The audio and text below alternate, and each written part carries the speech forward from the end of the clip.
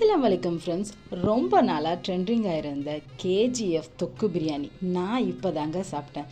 நல்ல காரசாரமாக தொக்கு செஞ்சு சிக்கன் லெக் பீஸையும் அதில் வச்சு ஹைதராபாதி ஸ்டைல் லேயர் பிரியாணியும் போட்டு மேலே நல்ல லேசான மசாலாவையும் வச்சு சும்மா சூப்பராக பிளேட்டில் தட்டினார் பாருங்கள். பார்க்குறதுக்கே அவ்வளோ அப்படைசிங்காக இருந்தது. பிளேட்டில் போட்ட கையோட சுட சுட சாப்பிட ஆரம்பித்தாச்சு.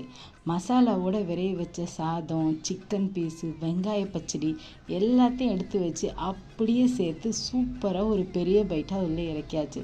செம்ம சூப்பராக இருந்துச்சுங்க.